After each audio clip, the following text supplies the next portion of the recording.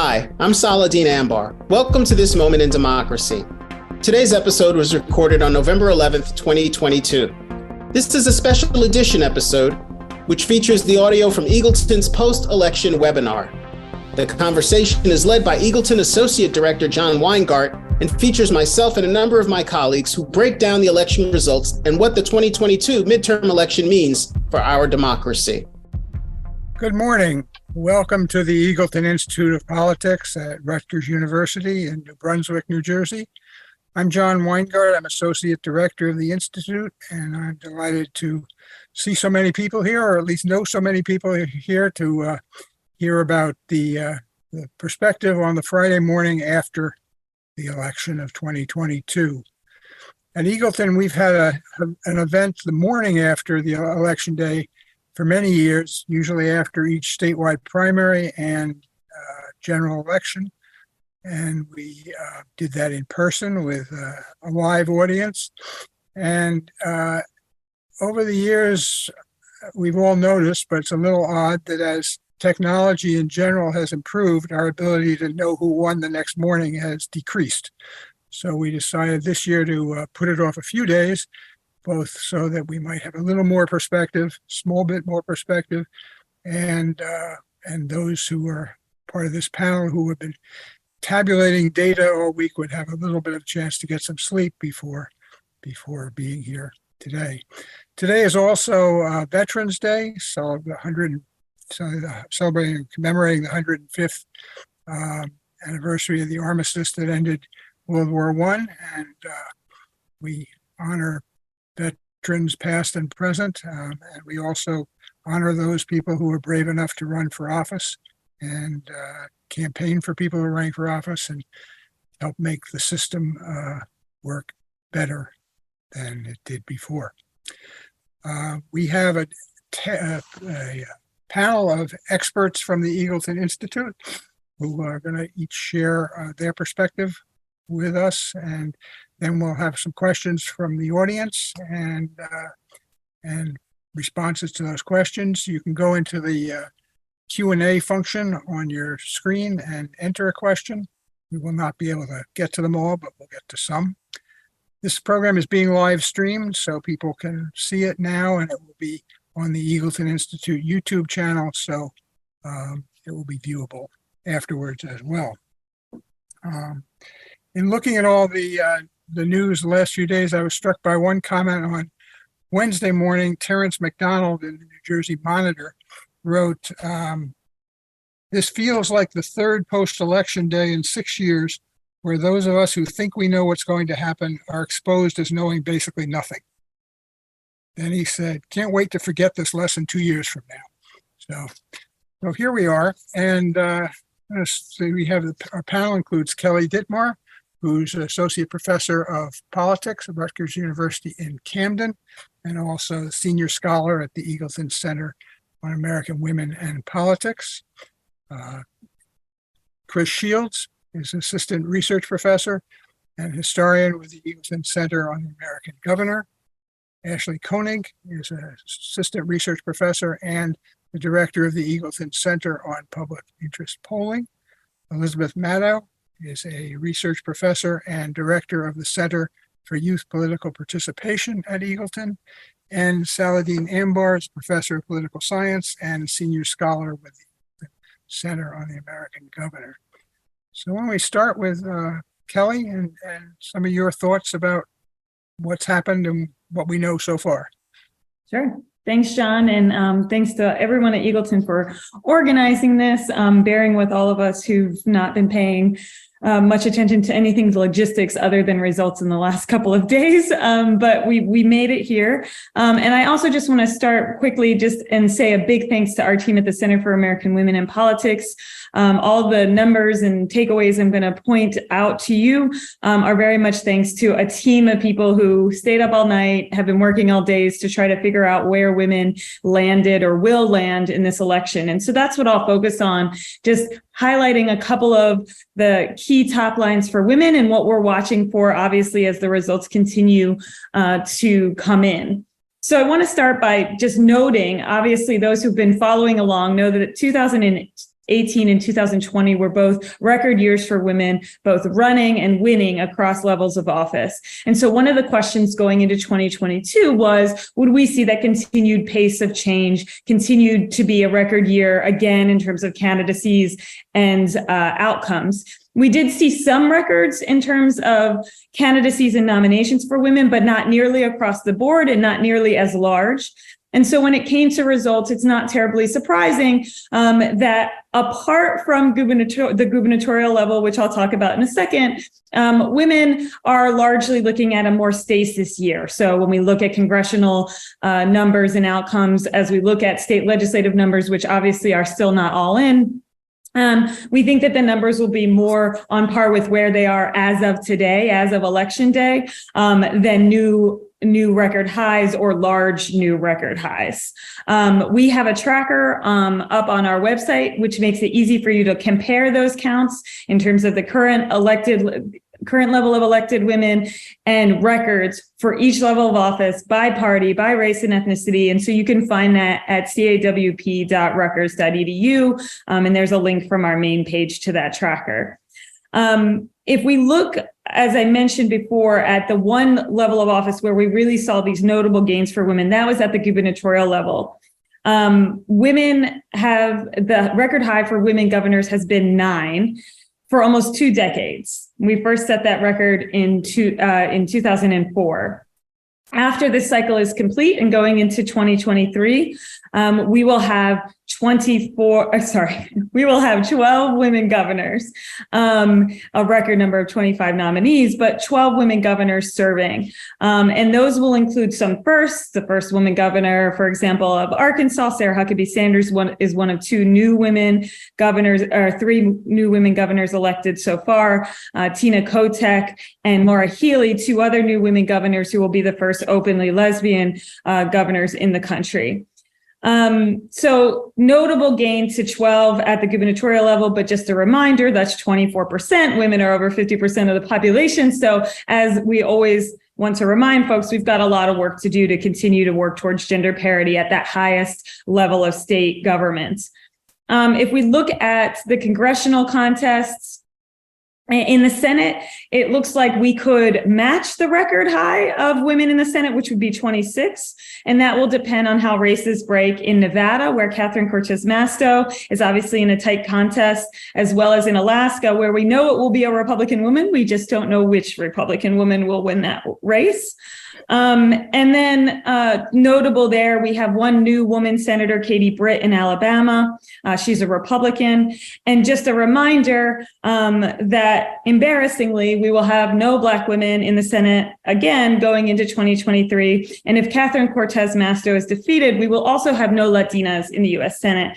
And so these are reminders that even where we see gains for women, we have to look as well at the diversity of women and overall representativeness of our elected bodies and among the women we elect. In the House, we have about 18 women in races too close to call. So it's hard for us to know, actually. We're that close that we don't know where we'll land. But we could meet our current number of 123 women. We're about 11 away from that now. That's also the current record. But we could also fall short by a couple, depending on how these races break out. So we're watching those very closely. There are 19 new women already elected, 13 Democrats and 6 Republicans. That's not a record. Again, we elected more new women in 2018 and 2020, but still notable among them that we've elected, for example, the first woman to Congress from Vermont. Vermont was the last state to have no women in Congress. The first Latinas from Colorado and Illinois, the first Black woman to ever serve in Congress from Pennsylvania, Summer Lee. And so we have made and crossed some milestones, even if we don't hit a new record for women in the House. Finally, it looks like we know we will have a record number of Black women in Congress and in the House, though by 1, so 26 up from 25. And we're also likely to have a record number of Latinas again in the House and in Congress overall, but we're waiting for some of these too close to call races to see if that ultimately bears out. And then we've had 9 women incumbents defeated in this cycle. So as we look to the final counts in the House, partly why we have these gains, but also we might not reach a new record is because of the defeats of some of our incumbent women. Our state legislative results will be posted later today, our initial results, but we do have a lot, again, of races, hundreds of races, still too close to call there. So we won't be able to say whether or not we're going to hit records or not at this point, but we will be able to start to parse out where we've seen gains, especially in some specific states, which look promising. Based on my first analysis this morning, there's at least, I think, 18 states where we already know we have gains. Though, again, it looks like they're probably not as large as we've seen in recent elections. And then we'll also be able to point out states where we may see a drop in the number of women serving. So I will stop there, but thanks again for giving the space to talk through this, and happy to talk any more about any specific levels of office or women that we were tracking this cycle. Thank you very much, Kelly, and we'll come back for questions that we all have for each other, as well as questions people watching may have. Next, Chris Shields. Thanks, John. Good morning, and thank you, everyone, for joining us this morning in such a busy week. Hopefully, everyone looking forward to getting some sleep this weekend to recover.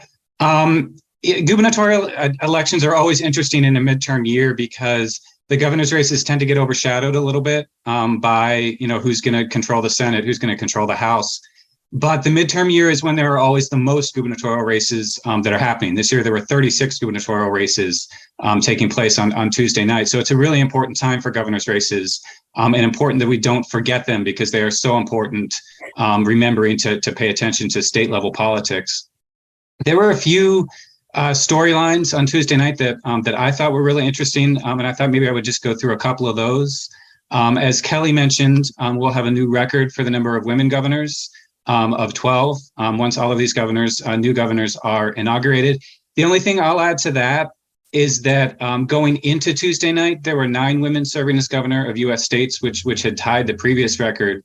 8 were running for re-election on Tuesday night. So there were 8 incumbent women running for re-election on Tuesday night, and all 8 won. The one other was Kate Brown in Oregon, who was term limited. So she was leaving. And then there will be 4 first-time women governors who will be joining those 8 to make the 12. And as Kelly mentioned, that's Tina Kotek in Oregon, Maura Healey in Massachusetts, who will also be the first out lesbian governors in U.S. history. Then Sarah Huckabee Sanders in Arkansas, and then whoever wins in Arizona. We don't have a result in Arizona yet, but it'll be either Katie Hobbs or Carrie Lake who will be number 12 in terms of the women serving as governor. In addition to that, Wes Moore in Maryland is interesting. He will be the first Black governor in the history of Maryland. And in fact, only the 3rd state to elect a Black governor in U.S. history. Wes Moore himself is very interesting. He's a Rhodes Scholar. He's an author. He does not have a lot of political experience, but I think is someone to keep an eye on in terms of looking into the future and his political future. I don't want to be the one who starts to bring up future races when we're still talking about 2022, but so I'll leave it at that. But I think he's a really interesting candidate and has a future. It's still he will be the only Black governor in the United States once he's inaugurated with this new slate of governors, and it is still the case that no state in U.S. history has elected a Black woman as governor. So clearly a whole lot of work left to be done there. There were 3 Black women running on Tuesday night. The most well-known, of course, being Stacey Abrams in Georgia, who was running in a rematch with the incumbent Brian Kemp in a race that she lost. In terms of party, the Democrats will pick up at least 1 gubernatorial seat in this cycle. It could be, it could be as many as 3. Possibly 2. There's still 2 races left to be called, one in Nevada. Actually, technically 3 races left to be called in Nevada, Alaska, and Arizona, although it's pretty clear what's going to happen ultimately in Alaska. Excuse me. Then the last thing that I'll bring up for now that I think is really interesting in this cycle, we talked a lot, and I'm sure, Ashley will be talking about polling. We'll talk a lot about, John mentioned, experts being wrong once again going into this race, which is, I think, largely true. But one of the really interesting places where I think that that's true with the gubernatorial races is there was a lot of talk going into this cycle about incumbency and incumbency advantage amongst governors, which has traditionally historically been really strong. Incumbent governors win in recent years at over an 80% rate. So it's a really strong advantage to be an incumbent in a gubernatorial race. And there was some sense that this year that might be different. That there were a lot of factors this year. For one thing, all of these governors were elected in 2018. So these were the governors who were governors of their state during the pandemic from the very beginning to the very present day. And I think there was some sense that some of the unpopular things that governors had to do in order to mitigate COVID and the amount of time that COVID lasted was going to really hurt some of these incumbents. There was a sense that 2018, which of course was the midterm election of Donald Trump's presidency, was a very different political context than 2020, which was the midterm election of Joe Biden's first term. So I think that there was some sense that this was going to be a much more difficult year for incumbent governors. That turned out to be completely wrong. There were 28 governors running for re-election this year. 26 of them have been called as winners. One is that's left is Mike Dunleavy in Alaska, who will win. That just takes some time because they use ranked choice voting in Alaska. So that'll be 27 out of 28. That leaves just Nevada. And whether Steve Sisolak can make up the difference and win, or if it'll be 27-1 in favor of incumbents. That combined with the last 2 years, in 2020, incumbents went 9 for 9. Last year, Phil Murphy was the only incumbent running and he won. So it's been in the past 3 years, quick math, that's like 36, 37 and 1 in favor of incumbent governors. So if anything, the incumbency advantage for governors is just getting stronger, which I thought was sort of an interesting take from Tuesday night.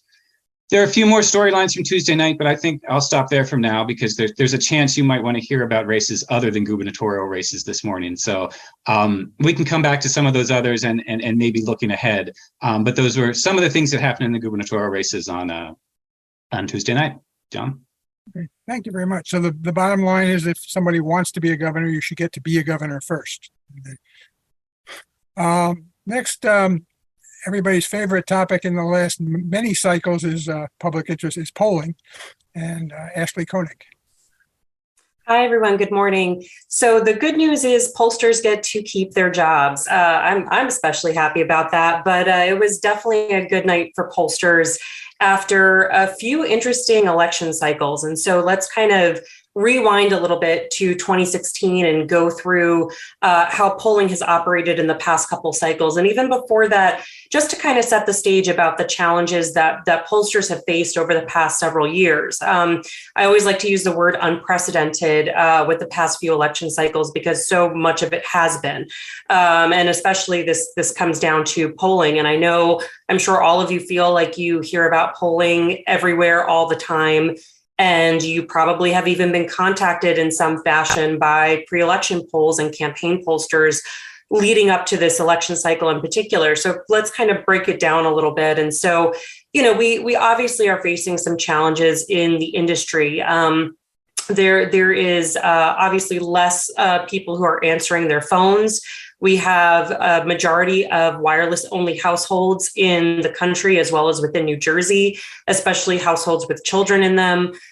We have, decreasing landlines, people not picking up caller ID, spam calls that are absolutely obliterating the industry. And so we're into response rates, those who actually complete an interview from the pool of those contacted, we're down to about low single digits across the industry on average. And this got even lower after 2016, and I'm sure people can hypothesize why that happened.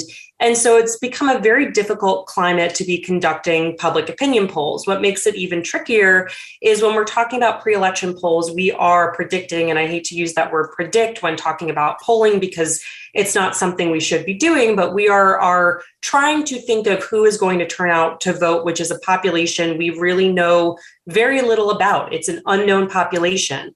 We can't base it on a past election cycle. We can't put in a secret sauce or formula formula into polling that makes us know exactly who's going to turn out to vote. A voter can say they won't and they do. A voter can say they will and they don't. And so it becomes a really difficult task to do so. Polling is also incredibly expensive, given what I said previously about people not answering the phones means we have to call more people. And so it becomes very difficult to do polling. And so that has meant a couple of different things. It's meant a decrease in the polls that we see, especially among credible, reputable pollsters. And we have seen, especially, we can talk a little bit about this for this particular cycle, we have seen an influx of for lack of a better word, perhaps either more junk polling or, not to conflate it with junk polling, but more partisan and internal campaign polling, which is kind of a different beast of polling than those who are traditional pollsters and do internal polling. And so we've definitely seen an influx of that, or we've seen a drought of polling in many battleground states throughout the past couple cycles as well. And so, a decrease in the credibility of polls or credible pollsters and a decrease in the frequency of polls obviously makes it difficult to really mirror results when we have things like late deciders and, voters switching sides in the final days and weeks. So 2016, we had a problem with not capturing the non-college educated, particularly white male vote. Pollsters tried to rectify that in 2018, which we actually saw the polls do pretty well in the 2018 midterms. 2016 and 2020, we saw errors that were in favor of Democrats. Even though Biden won, it was not by the huge landslide that had been thought according to polling. And that takes us here to 2022, where we're actually seeing a decent night for polls, like I said, and actually perhaps even a bias in the Republican direction. And I think, and we can unpack this as we continue, we have to kind of understand the under the hood of polls and the transparency of polls. We saw a lot of the big races around the country, like in Georgia, in Nevada, in Arizona, as of the vote counts right now, actually polls underestimating the Democratic candidates. And so I think we need to look more at how to interpret polls, how to understand polls better, and maybe not get caught up too much in the vibes and the mood that's in the 24/7 news cycle. And instead think about, actually looking at the numbers. While these numbers are survey estimates, and I say estimates precisely because they are, and they're based on statistics, we should embrace the uncertainty that comes with polling and understand its underpinnings. But at the same time, it's kind of the best tool that we have to understand systematically and quantitatively where the race might be. And even better yet, not using them to predict, but really rather using them to understand the how and the why, which the exit polls are certainly helping us do as we hopefully someday soon come to a close with this particular cycle. Thank you, Ashley. Next, Elizabeth Matto. Thank you, John. It's really nice to be here with my colleagues today as we do this collective debrief and sift through the outcomes and sort of the repercussions of Election Day 2022. I want to share a few thoughts or what I've been looking for when I'm looking at the youth vote, not just this year, but what it what it predicts for future elections. It's worth reminding everyone at the outset, we hear a lot about the millennial generation, Generation Z. Maybe start by just providing a little context and maybe some definitions of what we mean by what's a millennial and what's Gen Z. When we're talking about the youth vote, typically, we're talking about voters 18 to 29 years old. And that really captures sort of a mixture really of the youngest millennials and older Gen Z voters. Millennials are typically characterized as those born between 1981, 1996, so those about 26 to 41 years old. Gen Z is typically characterized as those born between 1997 and 2012. So that can go from 10 to 25 years old. So certainly setting the marking points of beginning and ends of generations is a mixture of art and science, but it's a nice way of trying to help us understand, explain political behavior, and in particular, voting behavior. It's also worth noting there are a lot of unique and meaningful traits among young adults today and young voters. One of the first one that comes to mind is just the size. There are a lot of young adults out there and young voters. And so what I'm often telling my students is if young adults vote in large numbers and consistently, really stand to make an impact on elections now and in the future. Young adults today, younger cohorts today are the most racially, ethnically diverse generations in American history. At this stage of their lives have more education than previous generations did at this stage of their lives. And I think young adults today facing really unique challenges. And whether that is climate change, gun violence in schools, or COVID and the after effects of remote instruction. So, it's a generation, young adults deserve a seat at the table, have a political voice that needs to be heard, but also needs to be expressed. So what I really was focused on this election and most elections, but this election in particular, really looking at three things as I'm trying to sift through the results. First of all, wondering, have young adults in their voter turnout behavior this year continued the upward trajectory that we've been seeing in voting rates? Was one thing I was looking for. Another was, were young adults or was the youth vote making a difference? Was it making an impact? And then the third was, are we starting to see representation among young adults when it comes to elected office? And I would say there's a positive story to tell on all three fronts. And I'll start with turnout. In many ways, 2016 was really a turning point for the youth vote in the United States, and really was a spark. It was in 2016, the 2016 election, that really sparked a steady increase in turnout rates among young adults, both in midterm elections, but also in general elections. It's worth noting a few things. Worth noting that no matter what the age group, turnout rates there's a big difference in turnout rates when it comes to general elections, presidential elections, and midterm elections. But there was great concern about youth voter turnout rates in midterm elections prior to 2016. So for example, in 2010 and 2014, we know that barely 20% of eligible young voters turned out for the midterms. In New Jersey, it was particularly low in 2014 and stood at 11%. But we have seen steady, we saw a dramatic increase in voter turnout in 2018 among young voters.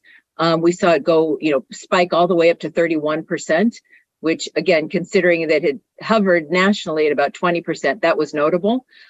So certainly when looking at this year, we wanted to get a sense of have those rates stayed steady? And so far, the numbers are suggesting that they have.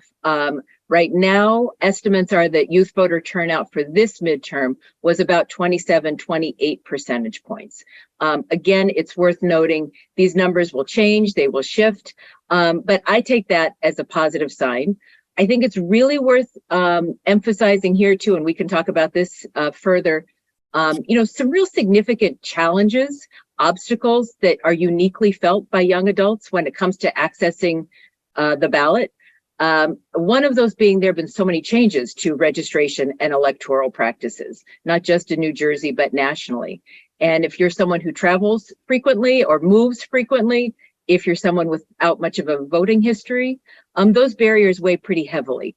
So certainly I'm pleased by initial results that we're seeing about youth voter turnout rates for this midterm. The next question really is, did the youth vote make a difference? And again, often telling our students, you want campaigns, you want parties to worry about not reaching out to you as a cohort. And that takes voting in significant numbers and consistently and making a difference. I think as youth turnout rates have increased in recent elections, we've also seen a more steady support for Democratic candidates among young adults. I would say, I think we always knew young adults were ideologically, although not a monolith, and they're a mixture, tended to, we've certainly supported progressive candidates. We're certainly seeing more and more alignment and support and loyalty, I would say, to Democratic candidates among young voters. And to a large extent, youth voters were supporting Democratic candidates far more than Republican candidates in national races. And one thing that's particularly interesting is that support was even more pronounced in some really pivotal races. So races such as the Fetterman race in Pennsylvania, races in Wisconsin and Michigan. It was that strong, dramatic support for Democratic candidates that may have really helped, and affected the outcome of those races, with many even arguing that, the youth vote played a significant role in limiting the expected red wave. Even got a shout out for President Biden this week from the East Room. So, I think that enhances the likelihood that in future elections, campaigns and parties will really work to mobilize young adults. And then the last thing I'll mention is, are we seeing young adults being represented? Although we know that at the highest levels of government, baby boomers continue to dominate the composition of the House of Representatives and the Senate, we saw some small but meaningful advances among young adults running for office and winning. As Kelly mentioned earlier, with the election of Katie Britt, the election of Katie Britt from Alabama, Republican senator, the Senate now has 2 millennials serving in office. In addition to the newly elected Senator Katie Britt, Senator John Ossoff from Georgia is the other millennial serving in the Senate. And something else that was particularly notable and is exciting was the election of the first Generation Z member of the House of Representatives, with the election of Maxwell Alejandro Frost from U.S. District 10 from Florida. And it's only fitting that he's the first Generation Z member of the House, because he really came out of the March for Our Lives movement. He served as the national organizing director of the March for Our Lives movement. And for many of us who pay attention to the youth vote and youth political participation, it was really the March for Our Lives movement that was a harbinger of youth political participation. So it seems only fitting that he's the first Gen Z member of the House. So there's plenty more to discuss that I'm happy to discuss afterwards, but thank you all for having me. Nice to be here. Thank you, Elizabeth. The last member of our august panel, Saladin Ambar. Thank you, John. It's good to be with you here today. I think, like most everyone, I anticipated that, given our knowledge of American political history, that Republicans would regain the House and quite possibly regain the Senate. But I was bothered by, perhaps you were too, a stubborn question. And the question was, can you do that? Can you do that? Can you take a right-of-way that has been emblazoned essentially through precedent in American law, the right of women to have control over their reproduction and their own bodies, their reproductive health? Can you do that? Can you take that right away, a 50-year right, without political consequences? Another aspect of that was the question of, can you engage in an insurrection and or support it and or belittle it on the nation's capital and do so without political consequence? Can you do that? Another question that stuck in my mind was, now that we are well over 1 million deaths in the COVID era, can you belittle or diminish or kind of look away from an immense national health crisis and deny its existence without political consequence? Those were some of the stubborn questions on my mind. Can you do that, though, was at the fore. And it turns out that the Dobbs decision and threats to democracy were huge impediments to the continuation of politics as usual, where the out of power party gained seats in the House and Senate, and usually quite significantly. And I certainly don't envy my colleague Ashley's job right now, because it's hard to capture this place we're in American politics through polling. This is the first major election in a post-Roe, hopefully post-insurrection America. And frankly, redistricting and voter suppression efforts have masked, I think, real weaknesses within the Republican Party. But I challenge myself to think about where we have been like this in American life. And I go back to 1966, the first midterm elections after the Civil Rights Act of 64 and the Voting Rights Act of 1965. That was the election that produced 10 flipped gubernatorial seats by Republicans. They netted 8 out of that. Ronald Reagan emerged out of that cadre of Republican governors.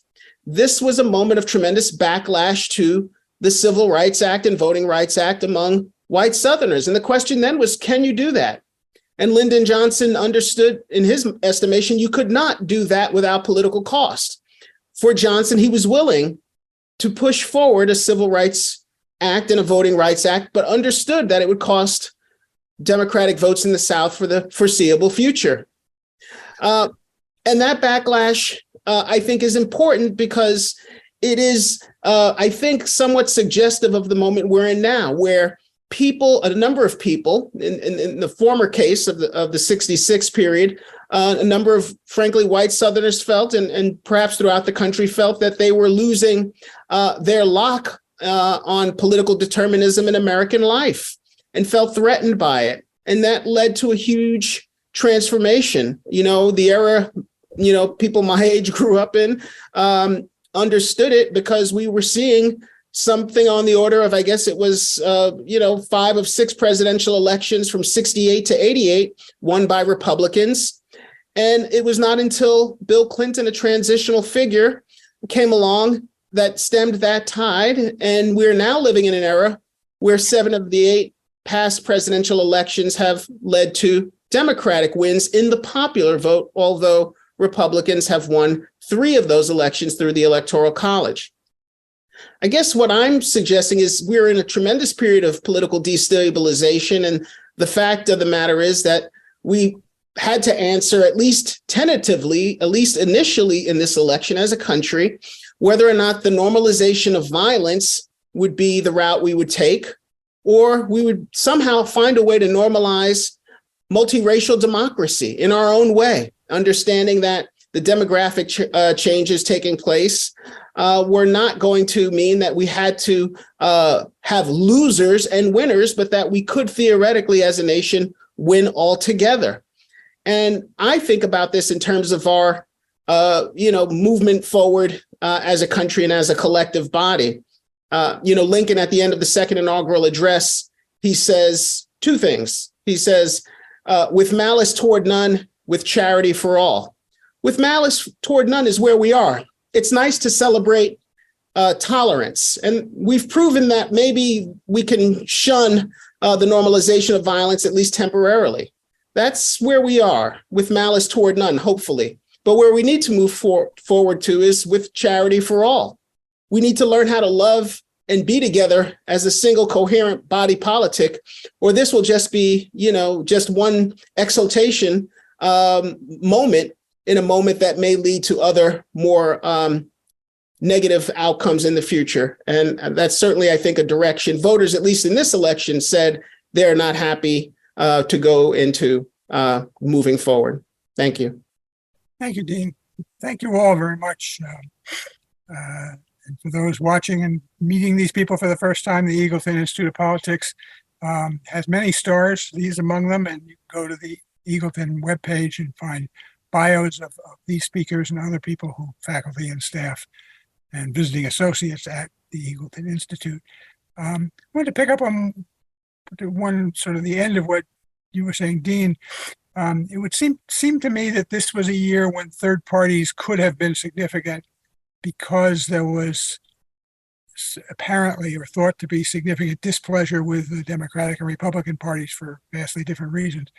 And I don't think there are any races where a third party candidate ended up being decisive. I think that the one that got the most attention was the Senate race in Utah, where Mike Lee, senator, was victorious over Evan McMullin. I don't know if there are others where third party was a significant factor for an independent candidate. Anybody?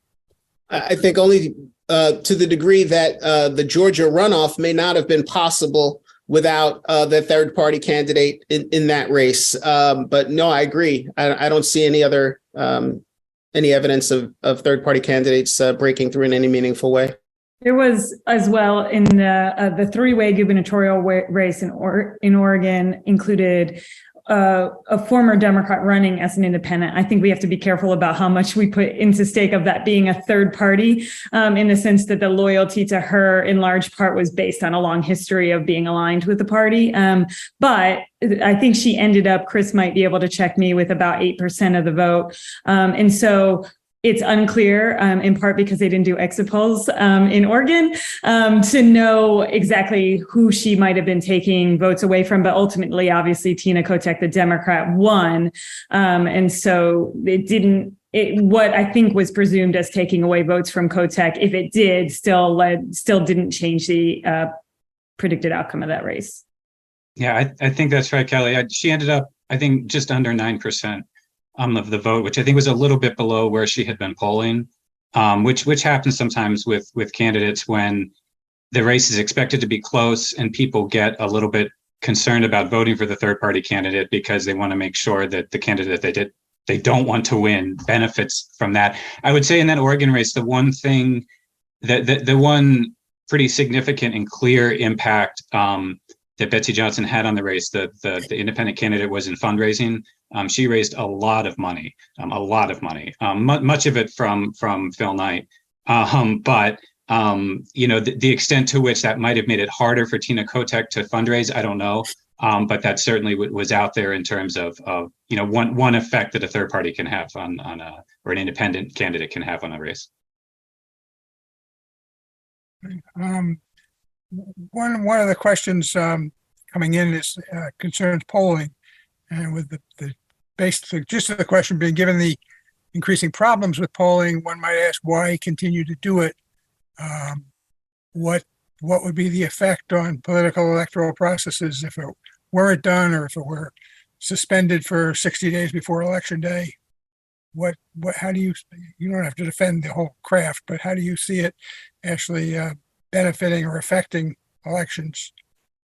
Yeah, I think there's a couple different things. I think it goes back to what I was saying about the mood and the vibes. I mean, I think it's better than the alternative of having just a vibey news cycle. I think it gives us some kind of quantitative basis. The whole point of scientific modern day polling is that we are trying to get a systematic read of the public from a sample. Now, because we're doing it from a sample, that means there's going to be some inherent error in it, a plus or minus that margin of error that we always talk about.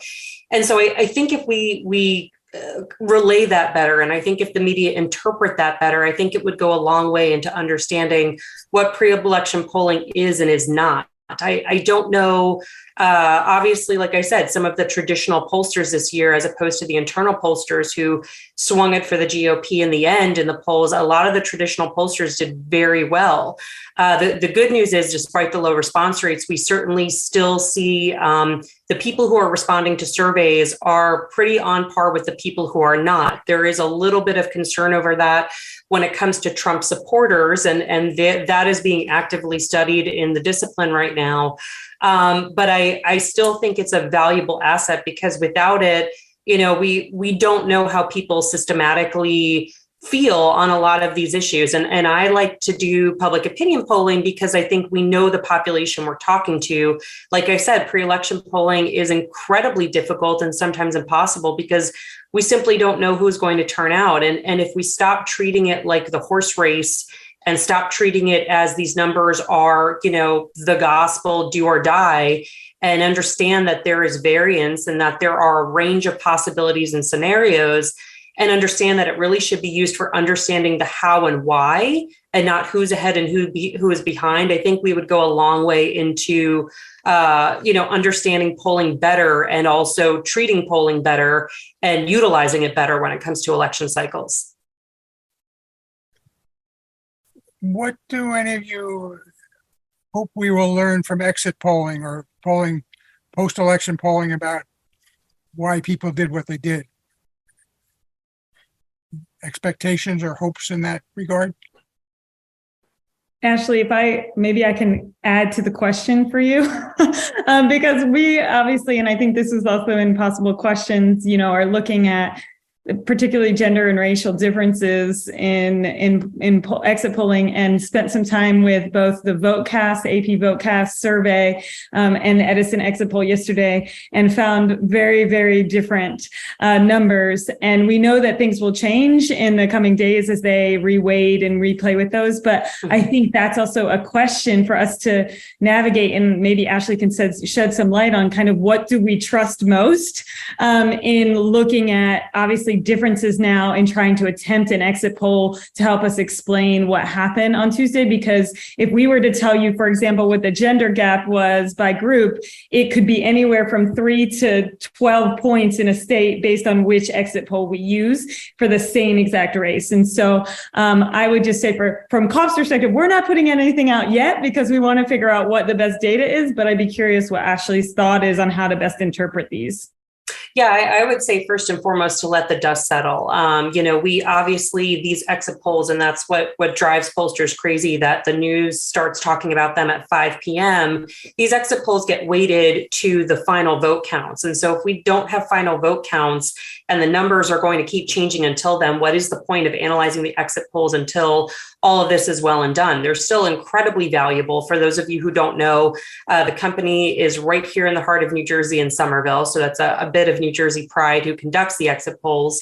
But really, they are to be the retrospective of what happened in the election, not to tell us in the heat of the moment as numbers and vote counts keep changing. Now AP VoteCast came in because there was a split in the media outlets of who is using the traditional exit polling methods and who's now going to AP VoteCast. And so they have different methodologies. So like I would say with any polling, it's kind of looking under the hood of how these different exit polls are conducted. Edison in particular, Edison Research, they use, they send people out to polling stations. They have people do it through, in person, through iPad, through a variety of reasons or methods that has changed, obviously, throughout the course of the pandemic.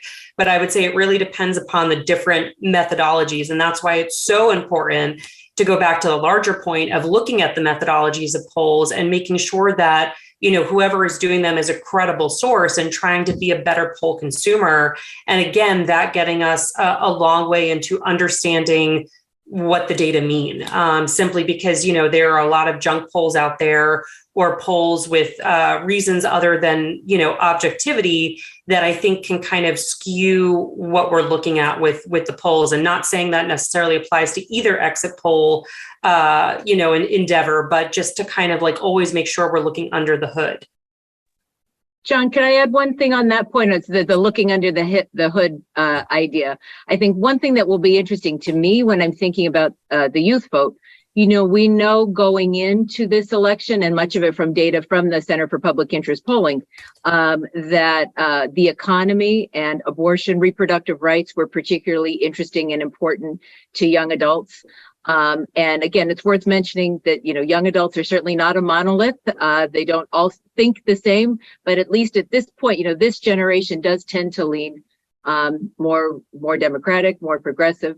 So I'll be interested to see not only that, how much that drove the vote, but then the looking under the hood bit, what were the election day practices, registration practices in those states? We know from 2020, a point of pride for New Jersey again is that in 2020, New Jersey had the highest rates of voter turnout for young adults. 18 to 29-year-olds in New Jersey voted highest rates across the country for many reasons, but one of the pivotal reasons was the manner in which we held our election in 2020.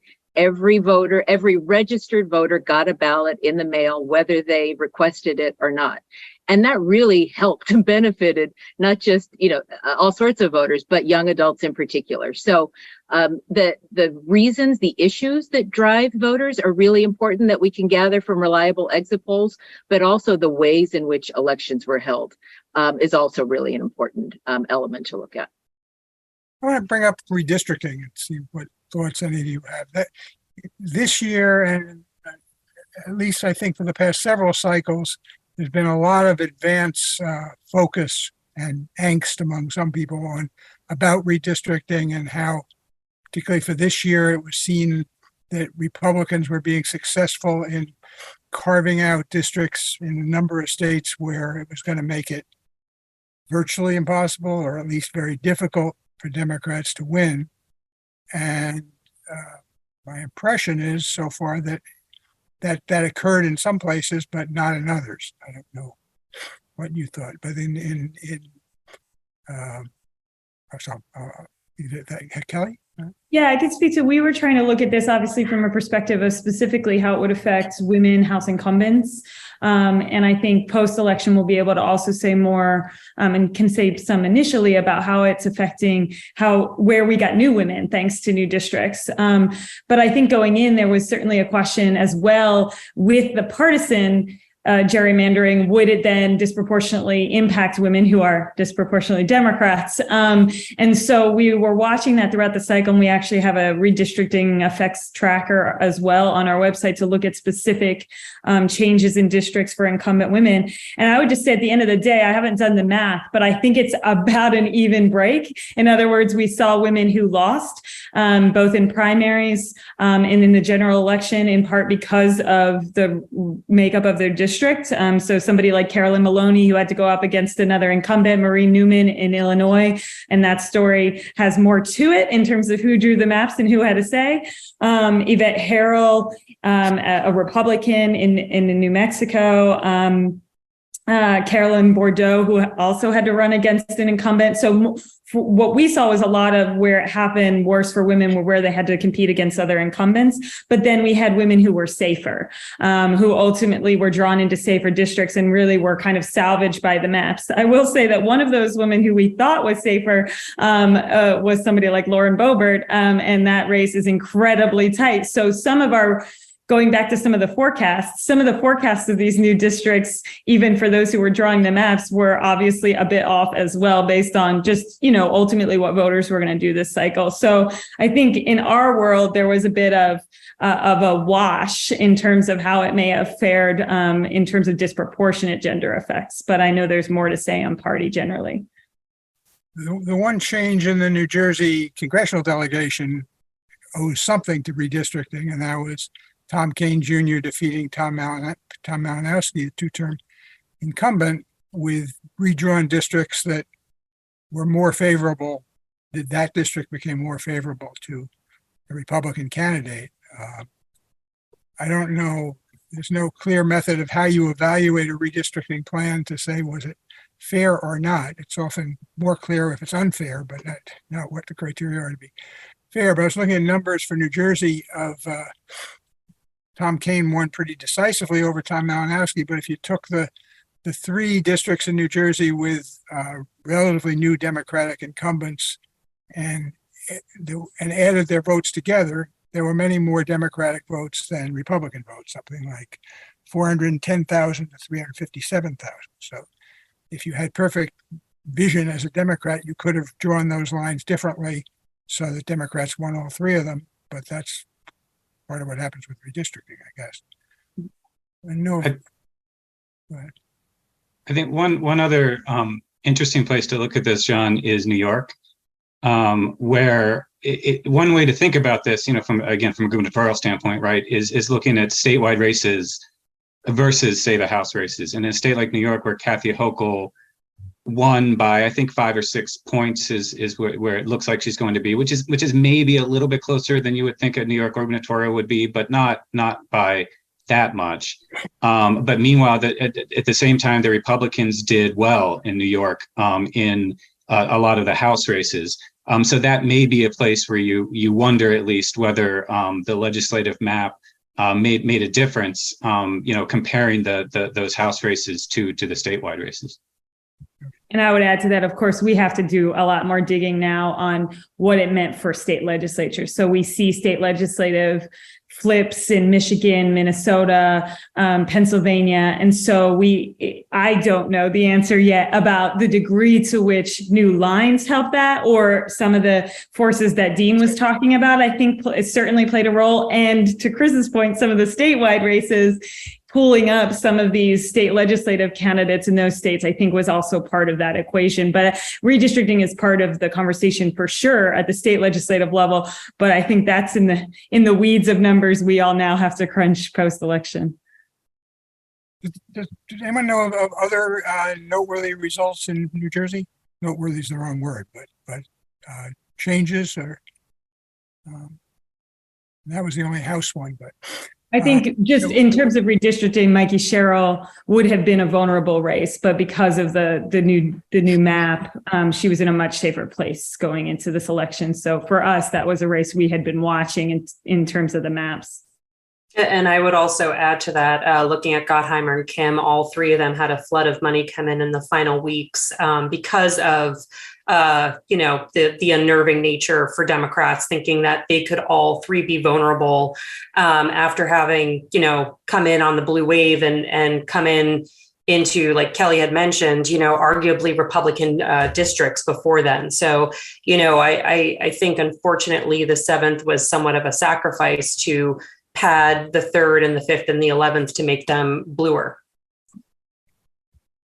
May I just jump in about Tom Kean Jr. and also I think Brian Kemp, I think, obviously these are different kinds of elections, but I do think it suggests something about the kinds of Republican candidates who were able to, push through, who were not so strictly or closely identified with either Donald Trump and certainly not some of the, implications of the January 6th insurrection, et cetera. I think these were candidates who were able to suggest, hey, I'm moderate. I may have very conservative views, but on issues of democracy, I'm related to democracy. I'm someone that's going to uphold the Constitution, and that's no small thing.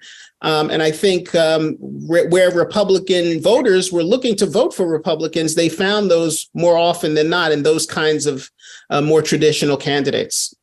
That's very interesting. But I think if the Republicans control the House of Representatives by a narrow margin, which seems like the most likely or among the most likely outcomes at the moment, it will be interesting to see whether Tom Kean Jr. and several other, if there are several other moderates, they could have a large influence over what happens with the Congress going forward.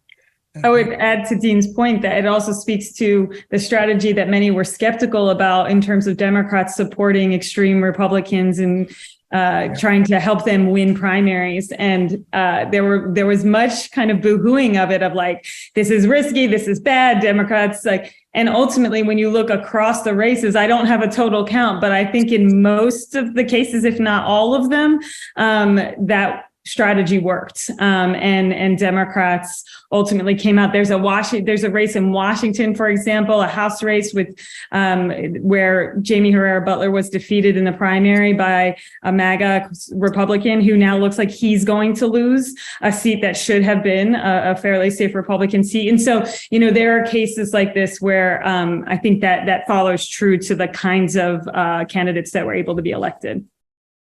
I think for gubernatorial races, and I want to be clear that I'm stealing the statistic, that I didn't create it myself, but I believe there were 7 gubernatorial candidates who at some point questioned the results of the 2020 election. 6 of them have lost. The 7th, of course, is Kari Lake, who's maybe the most prominent of the 7 and the most closely aligned with Donald Trump of the 7. That race, of course, is still to be determined. But on the whole, it looked like an argument that might have been effective in the Republican primaries was certainly less effective in the general election at the gubernatorial level, at any rate. So if that's true for the Democratic strategy being successful in getting the most extreme Republican nominated, it just leaves behind the ethical question of whether that's the way we want elections conducted or whether that's just where we are. Whether or not we want. We've about used our hour, and I want to give the panelists a chance to any last thoughts, extra thoughts that you want to add.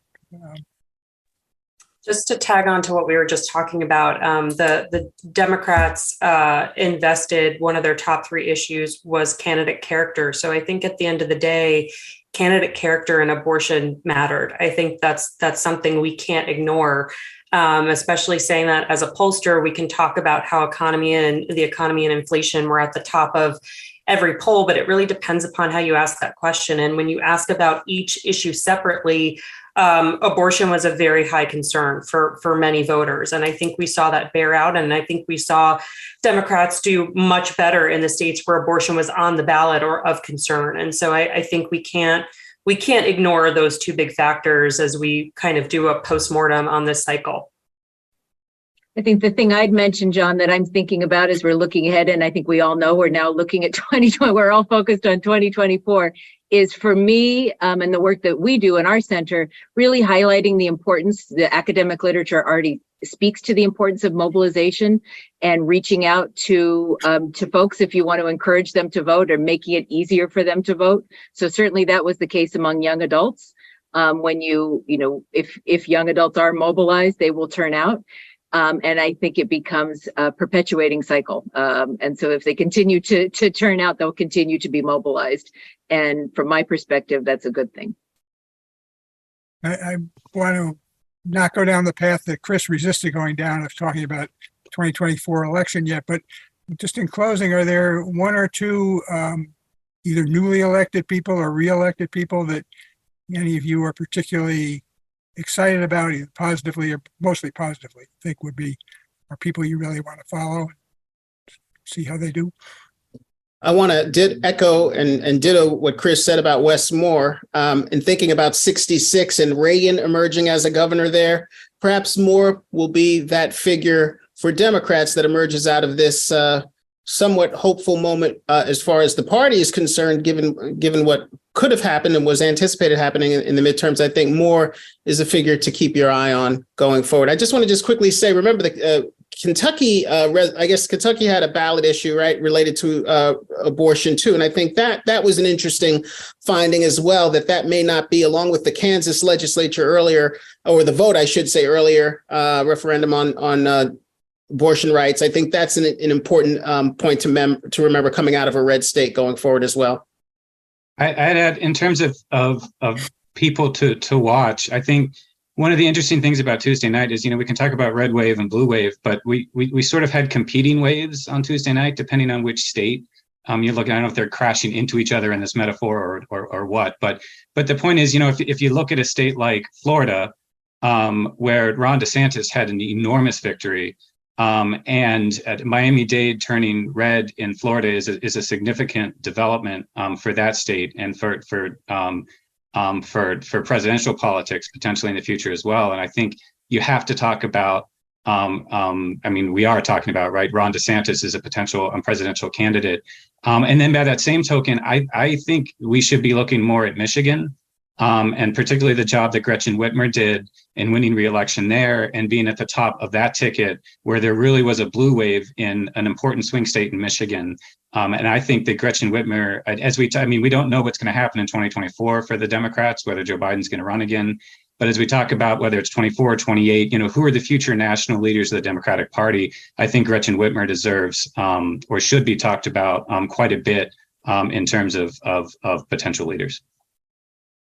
And I was just going to mention the 3 women that I mentioned before as first, are first Latinas, first Black women to represent their state in Congress. So Yadira Caraveo, Delia Ramirez in Illinois, Summer Lee in Pennsylvania. These are also all women who won state legislative races for the first time in 2018. And so as we think about the context of the wave of women in 2018 running for and winning office, particularly young women and women of color, they're now in Congress. And that's a very fast trajectory. And I think will have an effect on the representativeness of the U.S. House.